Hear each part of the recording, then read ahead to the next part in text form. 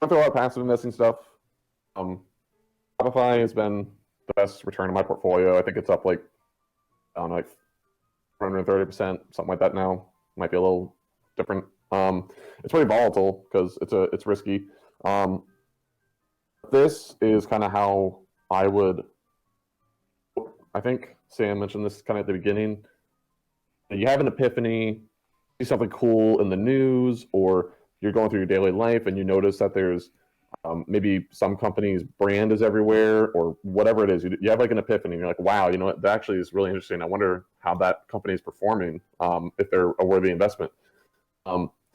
You'd have your qualitative validation is what I call it, where you'd like go and you'd like read the Wall Street Journal. You'd like go like Google and go to like the news tab of Google and maybe like ask around at, like at your friends and just kind of look for any reason to doubt the success of a company.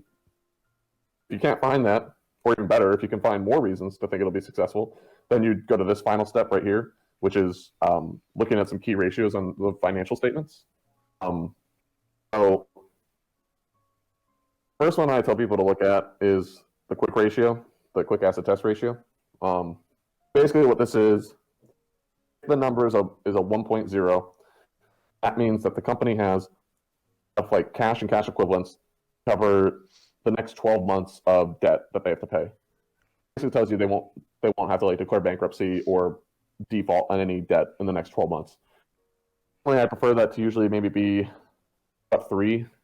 What I like, maybe like 1.5 to 3, somewhere in there is what I usually like to see. I mean, Shopify was insane. And something interesting, I don't know how they did this. I mean, I could guess, but obviously they've got like a lot of cash on hand or cash equivalents. Like here, basically we have over 15 years of cash to pay off all their debt. We go down here to cash ROA. It went from 10.8 quick ratio to 15.4, went down 7 to 0.4. And you think, well, yeah, I mean, they're putting more cash on the sidelines. They're not investing that cash to get a return on it. It's just kind of sitting there. It's not invested. Then strangely, and they go 15.4 down to 8.7. So cash ROA goes up, like quintuples. And then this, I don't even know what to think, honestly. I'd like to go talk to people that know more about investing than me.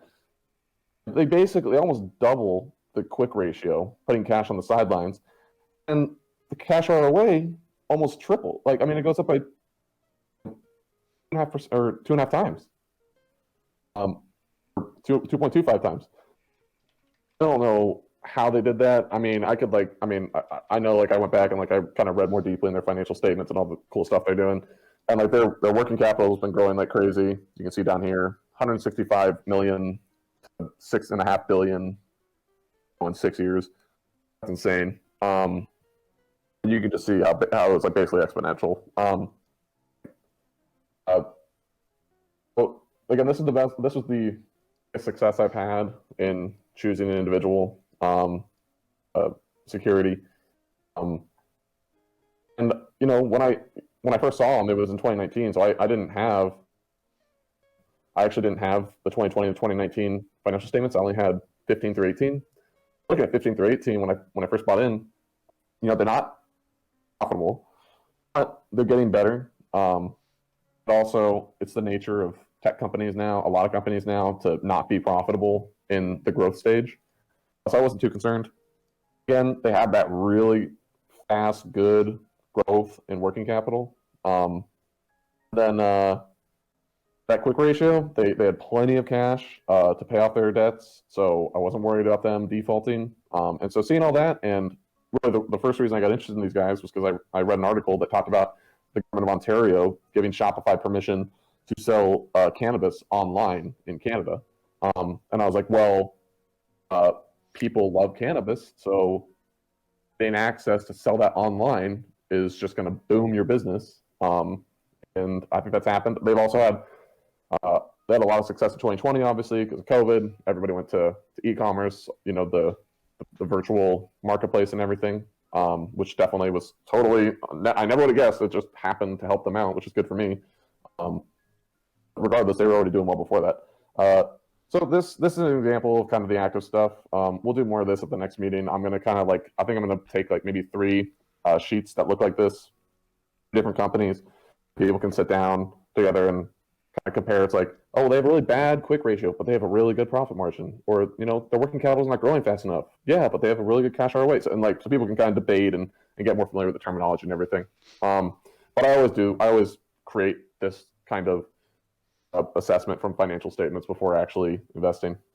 That's the end. If you want more information, investopedia.com. Any questions you have about anything with financial literacy, investing, stocks, companies, whatever, just go to investopedia.com. Like, they have really good, quick, short articles on everything. You go to michaelfarrellportfolio.squarespace.com. You can see a little bit more about me, and some of the guys that I reference as far as like what I've learned from them. I need to learn more from Peter Lynch, Bogle, or John Bogle. John, quote, Jack Bogle. He's the person that created ETFs because he thought that mutual funds are too expensive. So he's kind of a savior in that sense. Benjamin Graham, obviously, his book is really what gave me the ability to like create stuff like this, and to do so, and to be more confident in looking at individual stocks, and then just understanding mindsets and the history and everything. Jack Bogle, he